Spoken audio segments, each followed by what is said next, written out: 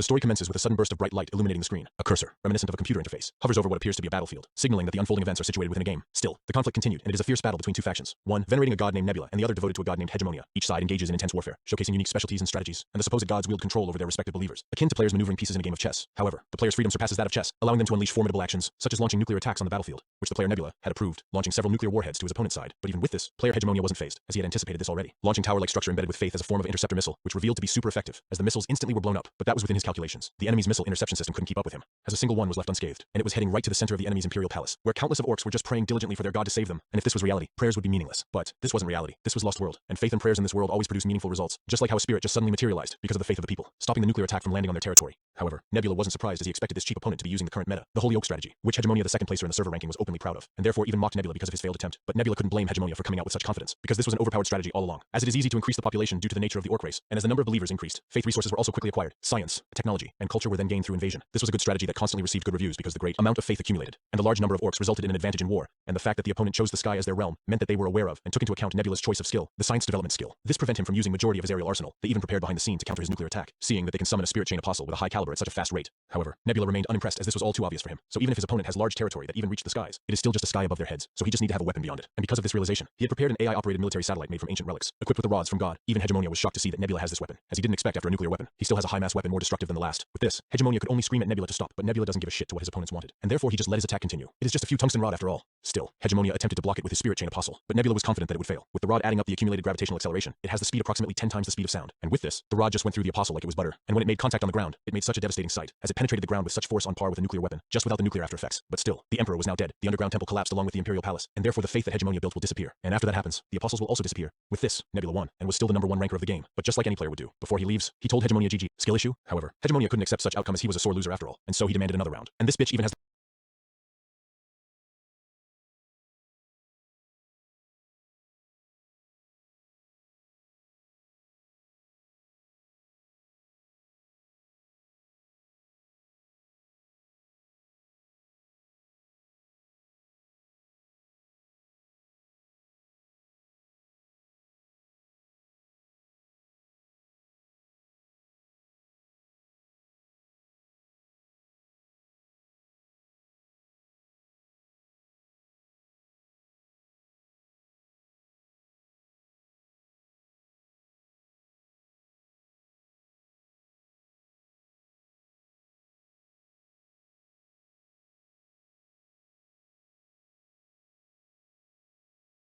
He told Hegemonia GG, skill issue. However, Hegemonia couldn't accept such outcome, as he was a sore loser after all, and so he demanded another round, and this bitch even has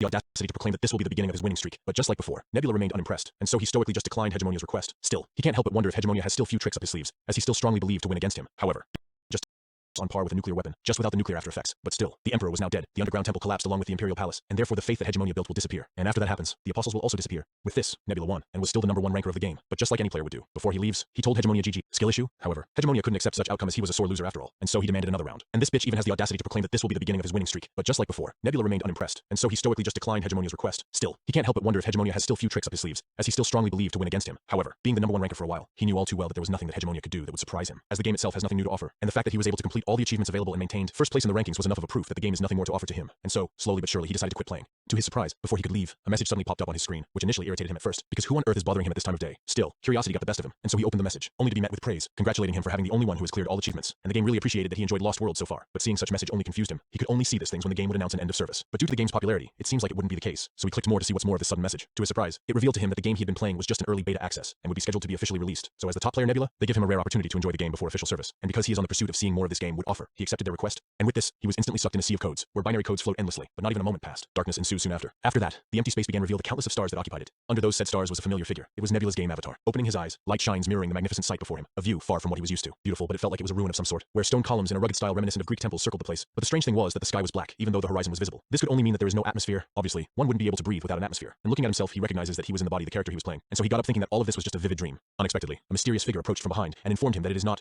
and he is here because he has been chosen. But before he could formulate a response, the enigmatic woman, draped in a flowing robe, warmly welcomed him, addressing him by his real name, Sungwon. After that, she introduced herself as Alden. This instantly raised questions of how this figure got to know his real name. Who is this woman? More than that, what does she meant by being chosen? But before he could find answers, shadows suddenly began to appear before his eyes, which surprised him at first. But he knew the silhouettes of the shadows were those of ordinary people. He knew this because the shadows were also surprised and looking around just like he was. And noticing that Nebula was already aware of what the shadows truly were, Alden explained why they were covered in mystery. And that is because they all come from the same world, and since there is a chance of them knowing one another, they have covered everyone in shadows for a fair game. But this doesn't explain why they were here exactly, and so she decided to get straight to the point. She raised her hand and revealed to them the Earth. But looking at it closer, the continents of this planet was different from what Earth had. It was a view of the place they have seen many times, so it was undoubtedly the planet of the Lost World. And in this vast Lost World, the players had become a true god. This surprised everyone, even if Nebula couldn't hear any sound from other players. He felt it very well. There are people who felt embarrassed of how cringe-worthy the statement was. The dialogue felt like it came from an edgelord. Still, since they got nothing better to do, they continued to listen what Alden had to say. So Alden told them that the Lost World they knew of isn't a world that simply exists in the game. It's a land abandoned by the gods due to an incident in the past. On that planet, a once brilliant civilization blossomed. Different races lived in harmony. However, for unknown reasons, the gods left it, and so now it's time for new gods. And the game that they played was created with the purpose of finding suitable new candidates for that planet. Just by trying, they can become god.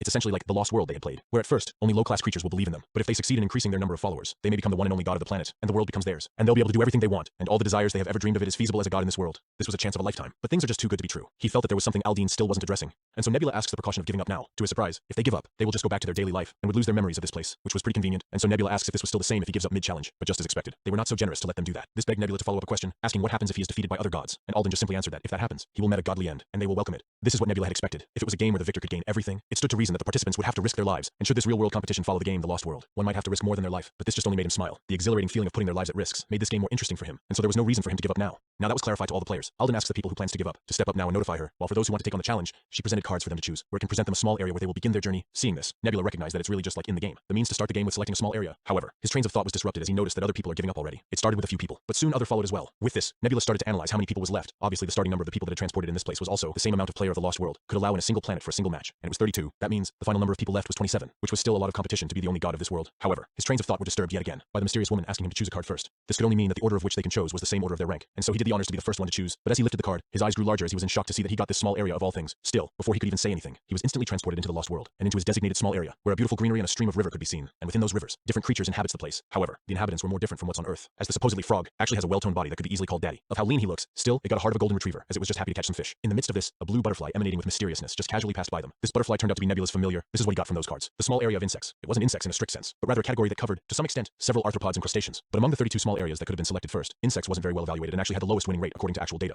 But he didn't let this affect him, since everything depends on how one uses it. It is even backward compatible with birds, so it is quite useful in the beginning. However, another problem arises. The starting point where he was at is the eastern end of the continent. This place had a disadvantage in advancing. This means that the battles don't happen pretty often in the beginning, so gaining benefits through early engagement is near impossible to accomplish. And therefore, an aggressive strategy like he was used to won't be viable. In that sense, he just needs to focus on finding a suitable species as a starter, and a race that eats insect would be a good starting race, like those frogmen for example. But what bothers him about this tribe was its numbers, and that is because Lost World enables a god to exert influence on creatures equal to the level of faith it possesses. However, the bigger the group, the less little miracles were cared about. So even though it may be a benefit to gain a big tribe in the beginning, there was a risk of vainly consuming all 10 faith points without seeing any result. And this amount of faith points is way too small to have any influence on the group of frogmen. With this, he looked for another group nearby, leading him to wander to a more desolated place, where a small group of lizardmen was wandering around aimlessly. This species was also a great candidate, since lizardmen also eat insects, and they can survive in such extreme condition, unlike the frogmen, so he was more compelled to look at them closer. This made him notice of how their number had dwindled a little, which was actually great, as it was just the right amount that Nebula wanted. To his surprise, the group even contained the sick and elderly. With this, he realized that this lizardmen came from the original group, and the reason why they were out in the desert because they must have been pushed out in a power struggle, and at the back of this small group there was a young, wounded lizardman. This was such a perfect setup for Nebula, because the more he feels abandoned by the world, the more difficult and tired he would feel. And with this, he will put all his hopes up for a small miracle to happen. But he is such a fragile being. Still, with an opportunity like this, he decided to go through in supporting this wounded lizard.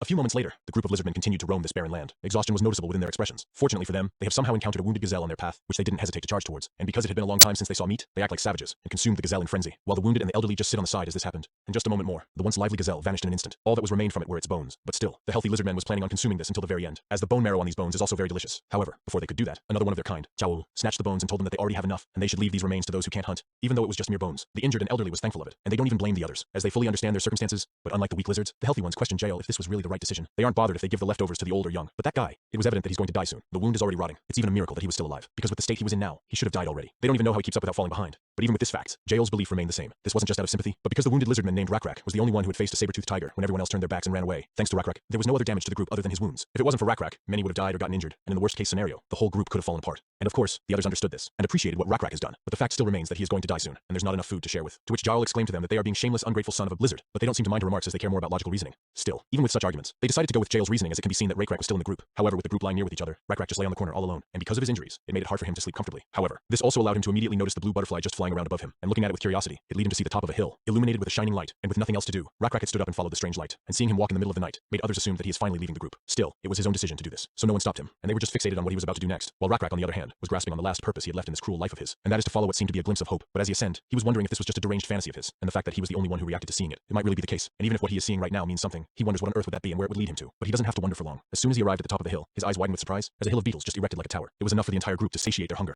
With this, a system message appeared in front of Nebula notifying him that the lizardmen recognized this event to be a miracle, which he was relieved to see, and seeing that other lizardmen enjoyed his gift. The next step is to make them realize this miracle was done by him, and let them know his name, his divinity. To his surprise, it seems like he doesn't have to, since Rakrak decided to announce the miracle himself, which was understandable, as individuals with high willpower tend to take care of things on their own. Unexpectedly, with the beetle on Rakrak's hand, they decided to recognize his divinity as the nameless Beetle God, which surprised him, as he had expected them to name it Butterfly at the least, since he had used butterflies to guide them for all this time. But Beetle God is still fine, and he understood that no one has a great name from the beginning, so he lets it be. And as he looks over them, Nebula couldn't contain his smile, because he acknowledges that Rakrak will be important to him. Of course, that goes for Rakrak as well. The next day arrived, Rakrak had seen butterflies again. Still, he contemplated following it again, while his lizard kind on the other hand was excited to know he is seeing butterflies, as this was a sign that they were going to have a full stomach. However, this time, he was hesitant to chase his fantasy right away. Until now, they were in great debt to the swarms of beetles. However, the beetles could be leading them to a trap if one looked at the matter from another perspective, especially when winter is coming soon, and beetles would appear from the cold directions on the north. So if they head in the direction where the beetles came, they will surely freeze to death. And hearing his reasonings, this made the others immediately change their mind on feasting on beetles, and just go to a different direction. But even though this was the logical solution, Rakrak felt that they shouldn't do that, because there is nothing in the opposite direction as well. However, he also admits that he doesn't have a clue on what purpose is there in the fantasy he was seeing, but for now, he just doesn't have any other choice but to follow. Meanwhile, Nebula saw everything and noticed that they are losing faith. Still, he understood that it's just the beginning, so it was reasonable for them to lack faith, and there is nothing he could do. But if he were to be specific, he would rather hear a logical leader than a leader who is blinded by faith.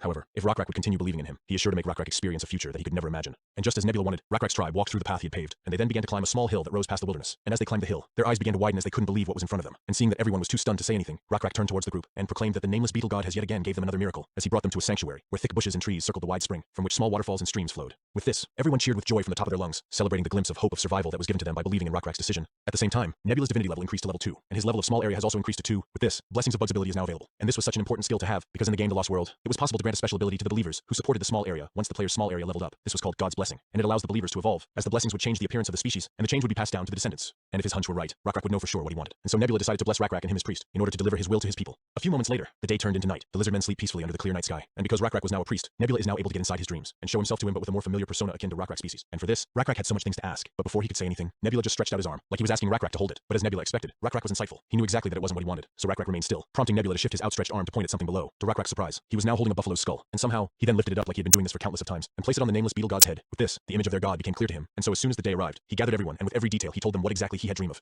And in hearing this, the more insightful lizardman had deduced that the message of the beetle god he had seen in his dreams was clear, and that he is asking for them to sacrifice a buffalo. However, to hunt a buffalo, they have to go deep into the wilderness, which is just too big of a risk for Jael. However, the others had different opinion of what she just said, as they believe they have a duty to fulfill, since the one who brought them to the sanctuary had personally asked for it. But even with this reasoning, Jael's decision remained the same, as she just doesn't want to put their pack in danger, which they understand where she is coming from, and so they suggested that perhaps all pack of hunters should step forward and join the hunt, to which Jael immediately disagreed, as it was a stupid suggestion, because if they do just that, who will be left to protect the others who are weakened? This argument left the others unable to think of any alternative ways, and so it seems like they were in a predicament. But to their surprise, Rakrak also agreed to Jael's concern. He was a great leader. He isn't willing to put the whole pack in danger as well, so he suggested that he will go alone. This instantly surprised everyone. Even Jael couldn't stand what Rakrak had just suggested, because they know for a fact that it is near impossible to catch a buffalo alone. Seeing them worried like this, Rakrak clarified that he decided this not because he was being reckless, but because God had given him a blessing. This initially confused Jael, and so Rakrak enlightened them about what he just said, explaining to them about how he encountered another unbelievable miracle. When he woke up, his wound has completely healed, and his shoulders were all covered with black scales, just like a beetle, and seeing this with their own eyes, Jael admits that what happened to him is a bit strange. strange. However, this isn't enough of a reason to go hunting buffalo alone, which Rakrak agreed as well, because the real reason is the massive strength he now acquired. To demonstrate this, he hurled a spear to a tree and penetrated hard enough for it to shatter within contact. This display instantly left all the lizardmen in shock and in disbelief. The impact was so forceful that all that remained on the tree was its bark, leaving the lizardmen in awe. With this, they eagerly inquired if Rakrak had been concealing this extraordinary power. Even though it was a lifeless tree, the showcased strength exceeded their capabilities. So it became apparent that the Rakrak they thought they knew really had undergone a remarkable transformation. But as they marveled at Rakrak's newfound skill, on the horizon, their intended prey emerged and sprinted toward them. Rakrak, seizing the opportunity, announced it with enthusiasm, leaving the lizardmen in shock, as they couldn't believe such coincidence to happen, because a herd of buffalo always moves to the same place. It makes no sense to get lost and come all the way here. But now, it seems like their previous argument was pointless after all, because their god really wanted that offering. And so without moment's hesitation, Rakrak charged to the herd of buffalo and skillfully hurled his spear into the midst of the group, striking with precision. The first buffalo, once feared by the lizardmen, fell before their eyes. This boosted the lizardmen's morale, and so they eagerly joined Rakrak in a unified attack on the buffalo. A few moments later, the day turned into night once again. But now with the countless buffalo slayed, they had managed to create an altar with bones, and in the top of it was a whole buffalo ready to be offered to the nameless beetle god. And with Rakrak's glib tongue, he uttered the right words to consecrate the offering, and others followed suit. And although it is a sloppy and clumsy ritual for Nebula's eyes, the sincerity behind it was what mattered. So Nebula was able to gain faith beyond his expectations. It was a decent rite, as a novice priest, and now that Nebula thinks of the time he put into it, it was worth doing this much. He couldn't control the buffalo, as he wasn't the god of wild grass that a buffalo eats, so it took him time and effort from other friends of his. The grasshopper, he set them up as a trap, and so as soon as the buffalo got to eat it, he had managed to control it somehow. However, it seems like the lizard ate the baby buffalo as well. Still, this was reasonable, because at this stage, it is difficult to expect they already have knowledge and skills equivalent to herding, but still their ignorance was too much. So it seems like the lizard men are still savages, and the population support of this oasis is not very high. At most, the limit will be a few years, so in their current state, with their primitive ass, who doesn't know anything about farming or ranching, it is bound that they will face difficulty to get through a calamity. However, even if he realized this, he understood that it is still very difficult to realize certain knowledge on your own, and it's not okay to say it directly either because it violates the law of causality, but it's not that there is no way, it will just take some time. So if that's the case, then first thing he has to do is starting by giving a blessing. With this, another light shined towards Rakrak. A few days had passed. The altar they had previously built had grew larger as they have hunted more buffaloes. But what's even more surprising was the significant change Rakrak had gone through because of the blessing that Nebula gave. Rakrak and his men had evolved and had now black scales like the beetle they had consumed. But even with this, Rakrak was troubled, as he had a disturbing dream in previous night, and he doesn't know what it meant, as the vision was ambiguous, where the altar, once a symbol of prosperity, now shook precariously in the unsettling dream. The pond of blessings, which had protected them for many years, had lost its vitality. No more fish thrived in its once teeming waters, and the ground had become so parched that no root plants could be found, which seems to be a dire dream. However, Jael pointed out that it will be a long time before that happens, indicating that he shouldn't worry that much, especially because the god takes care of them, which Rakrak agreed, as believing God too, more than anyone else. But the god's will often come across as difficult for them to understand, so if the leader is lacking in understanding its meaning, there will come a time that they will betray God's will, and he is afraid of that happening, and so he ponders hard on what his vision had shown him and find out the meaning of it.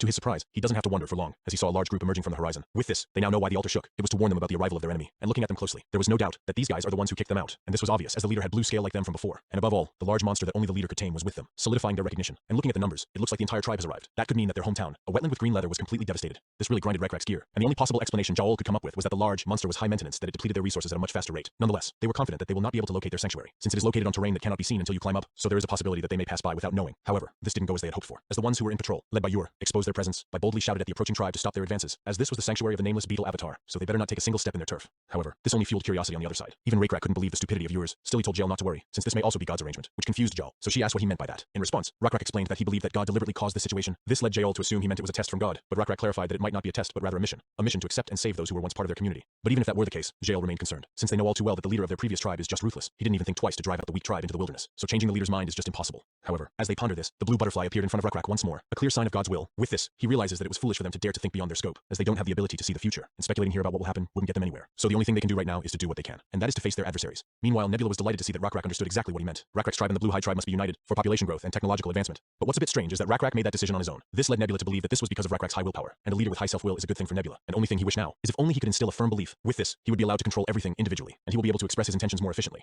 However, Nebula acknowledged that such developments would take time and a higher level of influence. For now, he resolved to concentrate on the impending battle, and just as expected, the cunning leader of the Blue Lizardmen had decided to use his sly mouth to get more information out of the stupid lizardmen, and with every mock, Yor's group revealed more and more information about their place. And when the leader was just about to think he got the best of them, someone he didn't expect arrived and answered his domineering question, but with more confidence and conviction. Rakrak had also revealed that their place had an avatar. Rakrak's demeanor exuded that of a leader, and so the blue leader had withdrawn his mocking voice and asked seriously what Rakrak meant by an avatar, prompting Rakrak to explain that this place is the domain of the nameless beetle avatar. However, the blue guy doesn't believe in such thing, and with this, he discerned that the leader in front of him is just delusional like the others, and so he regained back his domineering tone and looked down on Rakrak's tribe once more, and then with exuding audacity, he demanded that they leave, assuring them that if they departed immediately, he wouldn't launch an attack. The disdainful attitude even extended to the mount, looking at them as if they were trash, and if that wasn't menacing enough, he confidently asserted that they stood no chance against him, boasting of his countless followers, and according to him, if Rakrak were truly a leader, he should have already calculated by now the undeniable truth of his words. Much to the blue leader's surprise, Rakrak merely shook his head and aimed his spear towards the blue guy, indicating that he is willing to fight him. This in turn caught the blue guy off guard, but even before he could say anything, Rakrak turned his attention to those who followed the blue leader. Attempting to reason with them, he extended an invitation for them to join Rakrak's tribe, promising that under God's protection, they would be cared for according to his will. However, definitely this only made the blue leader laugh hysterically, as he saw what Rakrak was spouting was all bullshit, so it seems like there was no point in them talking, as they were all foolish in the blue guy's eyes. But Rakrak said, "Nah, you don't know God, and now look at this spear. It's sharp," which taken aback the blue leader, because the spear was indeed sharp. But what concerned the blue guy more is that this Rakrak just kept talking nonsense. He definitely crazy, and so he decided to attack this foolish lizard.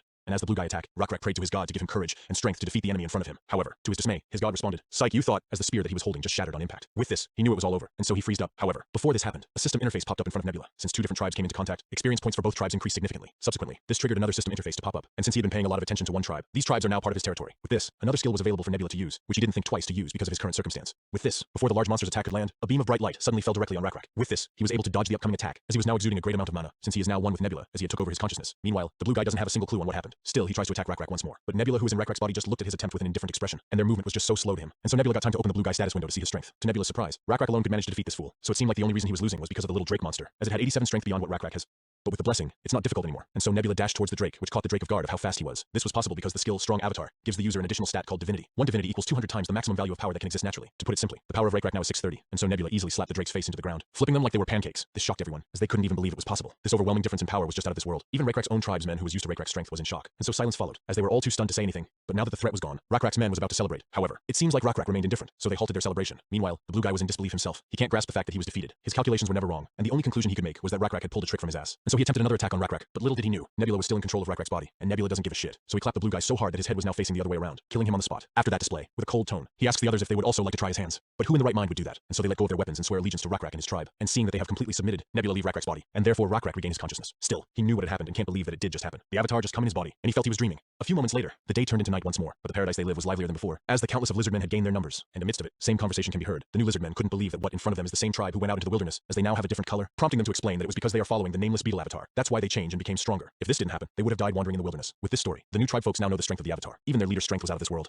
As this happened, Rakrak was just sitting with Jael contemplating about something, but his trains of thought was disrupted by Jael asking him if their current predicament was okay, because with him accepting the others, their population has increased sixfold. With this, the place they are staying at will rapidly deteriorate, which he knows all too well. That is also the reason he was thinking so hard in silence. But the only option he could think now was that they have to leave this place, which surprised Jael, as they couldn't just wander around the wilderness without any answers, to which Rakrak responded that it wasn't the case, because he feels it, the answers will definitely lie within them. The answer sent by God through their old brothers. The next day had arrived. Rakrak's tribesmen is trying to tame the little Drake monster. However, it seems like they were having a hard time at it. They even tried to convince it by telling that its master is dead, so it should just submit. But expectedly, with this foolishness of theirs, the Drake whipped its tail to retaliate, almost hitting one of the lizard dude, and initially they stood their ground, but it quickly became clear that the Drake was not taking them seriously, as it tried to be cheeky and launched itself to them. Luckily for them, the beast was tied to a tree. Still, they knew that if they prolong this further, the beast will just get away. And for that, they loudly asked it if it really wanted to get scolded, because they will do just that if it keeps this up. However, the situation shifted dramatically with Rakrak's arrival. The Drake, vividly recalling Rakrak's previous actions, instinctively retreated. Contrary to its expectations, Rakrak approached with a calm demeanor, offering the Drake something. Even the Drake was shocked to see the guy who can just kill him in an instant would be this gentle, and so little by little the Drake accepted Rakrak's offer. Even the others were in shock to see the fierce Drake to immediately change to a more domesticated stance. It has even extended its head for Rakrak to pat as if it was asking for more. With this, Rakrak gave it more as a reward for being well behaved, which the creature accepted without hesitation. And this gesture of Rakrak stemmed from a belief that there must be a significant reason for the god to spare the Drake's life. And with this, the Drake looked at Rakrak in a different light, and was now comfortable with Rakrak that it even tried to ask for more. And seeing this change, Rakrak playfully teased to give more. But unfortunately, he revealed that he couldn't, because if he did just that, their food supply will deplete, leaving them with nothing left to eat. And if it really wants them to be together in the future, it needs to be patient. Surprisingly, the little Drake named Manin had understood Rakrak's policy, and so it just lie and wait for another treat to come. With this, Rakrak's job here was done, and so he prepared to depart. However, before leaving, he turned to his subordinates with a final instruction. He emphasized that if Manun caused any further trouble, they were to inform him without delay, which they understood.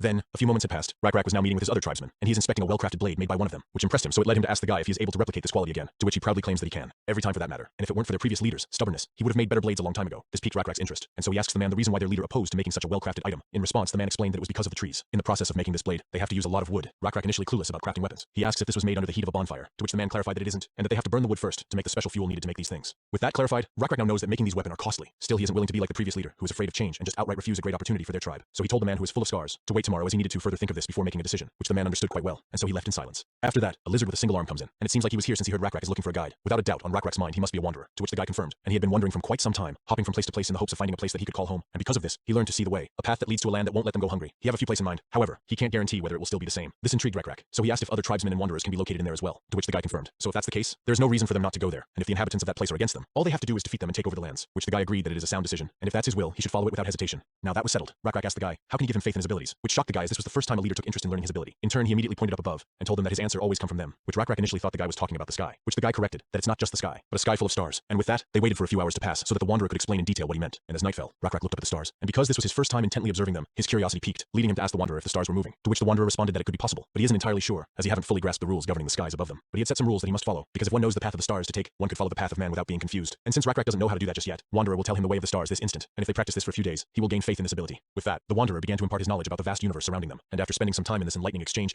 the Wanderer concluded his lesson for the day and planned to continue it the next day at the same time. However, Rakrak's duty as a leader was not finished, because Yor, the dude who was assigned to take care of the Drake, had appeared. And so, Rakrak instantly inquired if he is here because Manun is causing trouble again, to which Yor clarified that it wasn't the case, because even though Manun seems a little dissatisfied, since he has been giving him meals on time, he became more gentle. This was such a great news for Rakrak, as he had one less thing to take care of. However, the guy wasn't here to report just that. He was here to suggest an idea, as he had heard Jail said, they need a way to move around without starving. So when he watched him tame Manun with snacks, he suddenly thought of something. If it was possible to tame Manun, it is also possible that they could tame something else. This intrigued Rakrak once more, and so he asks the guy to broaden his explanation and give example, leading him to point it far below, onto the herd of buffalo. And with this, a system interface had popped up, notifying Nebula that Rakrak's tribe had just learned the ability to herd. This made Nebula think about history, and it is said that in human history, splits into two branches at some point, one to do farming, the other is to do pastoralism. Although the source of this information is from the game, he believes that it is illogical to go with this notion, as this reality was from the game he played. But now that it comes into mind, he believes that farming would be more stable. In fact, major civilizations also started with this, but the tribe he chose was the lizardmen, with a strong physique and high environmental adaptability. So what they need more is to be a pastoral society rather than farming. And in this pack, the technology that will give them wings is ironware. Luckily, Rakrak had already approved using tons of wood for the smithy to get into motion, and coupled with the guy's technique which he crafted for many years, it was just a matter of time and effort that they finally made batches of well-sharpened blades, which Nebula was glad to see. For now, it may be softer than well-processed bronzeware, but for Rakrak's tribe who had no choice but to use stone tools, it will be a great help. Also, he had another unexpected gain. This guy, Wanderer, and his knowledge of astronomy. Of course, it is still too primitive to be called astronomy, but in the distant future, he hoped that they put it into good use. And with that, the Wanderer taught Rakrak more about the stars that they didn't even notice how much time had passed. But because of it, Rakrak had more of an idea of what the stars hold, and he was engrossed with this knowledge that he can't look away and just continue to stare above. But now that his men had gave him so much, it was time for him to do what he can as the leader of the tribe.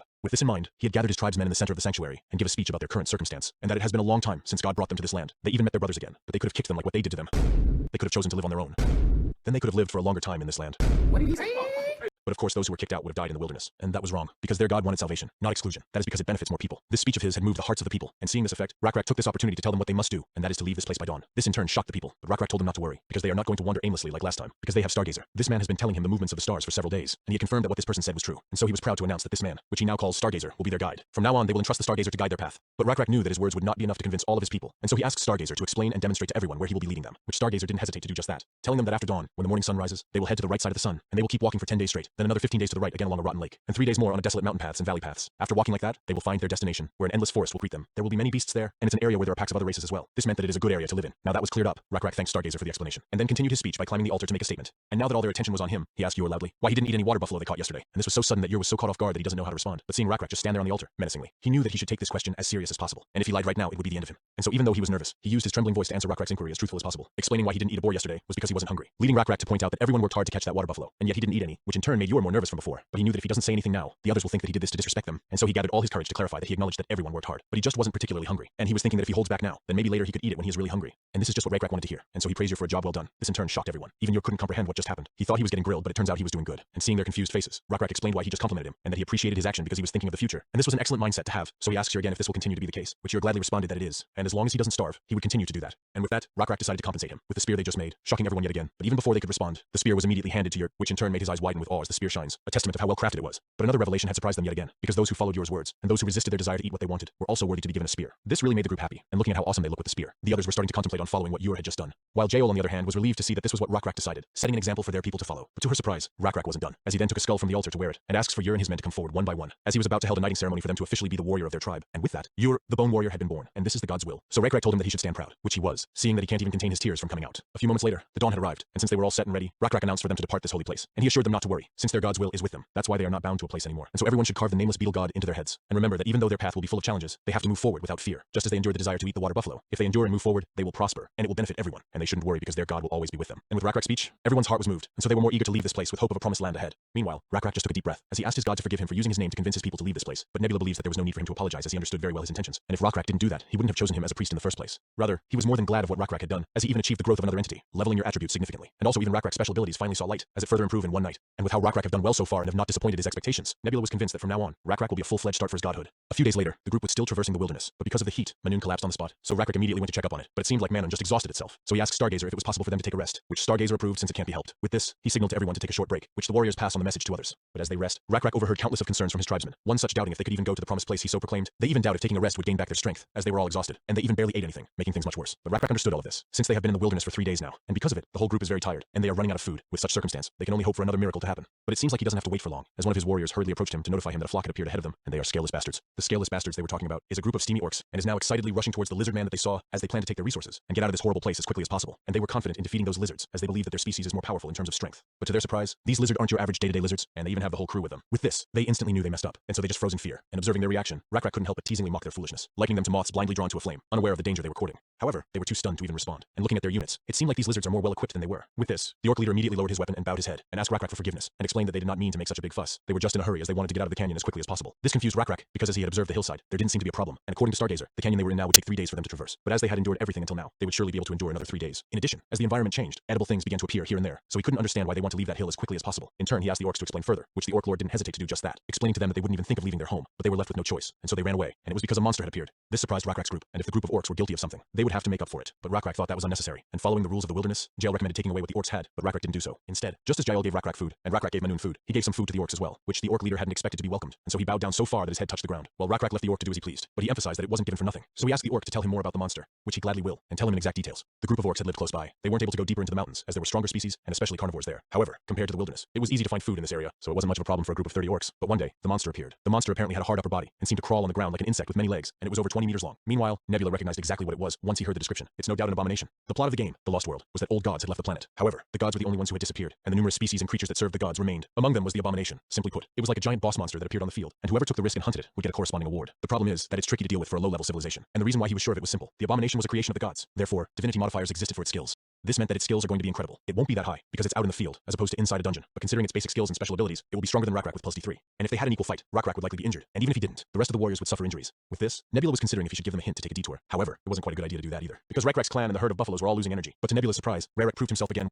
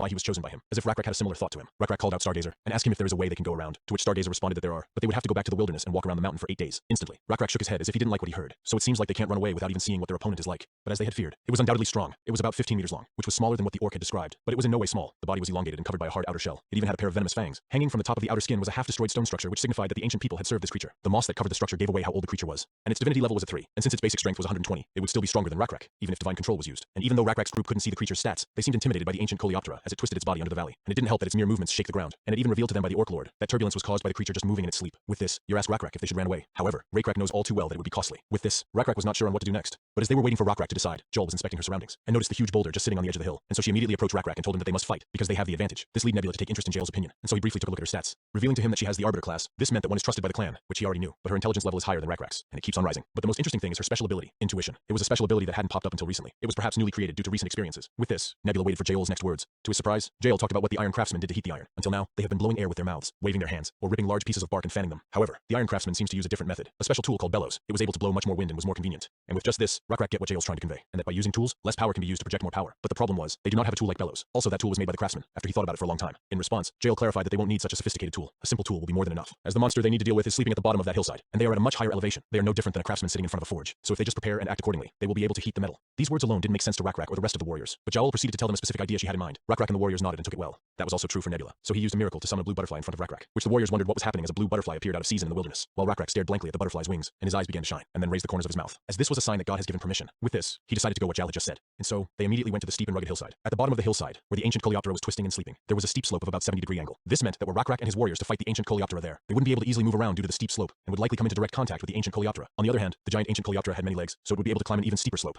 Still, it won't matter, because Rakrak will be the only one to get close to it, because according to the plan, the only time Rakrak was going to approach the ancient Coleoptera was when they were going to kill it. And with just a few moments of preparation, the warriors were now stationed beside the boulders that Rakrak had pointed to. They weren't barehanded. They found and uprooted a few tall trees in the area, and were each holding one in its entirety, to roll the boulders and crushing it to death. It was indeed a simple plan, but a plan that required imagination. Even Rakrak thought confronting and fighting it face to face was the only way. But Jael, on the other hand, thought differently. Jael didn't know exactly how to express it, but she was using her knowledge to prove with real actions that moving large things with little strength was possible. And in Nebula's eyes, her knowledge could be referred to as physics to systematize it, as she's basically applying the principles of mass and kinetic energy alongside positional energy and leverage. But that didn't mean Jael would suddenly become a physicist. However, just as the Iron Craftsman's skills influenced Jael's intuition, one event could influence many individuals, which is a good thing for Nebula. So he eagerly looked at their every move, and since everything was ready, the warriors immediately went into action. However, the boulders didn't move right away, and so Jael signaled to a beat, which was effective, as the boulders gradually started to shake more and more, and it was not long until a boulder rolled over the ridge. But to catch a crustacean of that level, it would be better if all the rocks hit it at the same time. However, it wasn't the case, as they only managed to toss one, and that wasn't enough. It just enraged the creature, and therefore it immediately crawled up the hill to attack them. And even with its large body, this mofo was fast, and with this, Nebula knew that it was too late, and so he took over Rakrak's body with divine control. Instantly, Rakrak successfully pushed the second boulder that was about to roll over the ridge with great force. Then he proceeded to push the third boulder hard, which wasn't moving easily due to it being the largest one out of the three. Still, with Nebula inside of him, he had managed to push it to the edge. But still, Rakrak knew that the creature would not just run towards the boulder head on, so he clasped his spear and jumped from the mountain ridge, flying 300 meters across the air, and threw the spear with all his might. With this, the spear shot through the air like a ray of light and penetrated through the ancient Coleoptera's shell. And even though it was a small wound, it was enough to restrain its movement for a moment. With this, the ancient Coleoptera received the boulder like it was on a promo, a buy one take one at that. And because the boulder directly landed on the ancient Coleoptera's head, it died in an instant. After seeing the death of the giant monster, the group roared for Rakrak, the warriors, and for the great beetle god. Meanwhile, Nebula was delighted of the outcome, but it wasn't the increased faith points that mattered. His divinity level hadn't changed as leveling up had gotten slower, and there wasn't much XP. What really mattered was the item he gained from it, the essence of abomination.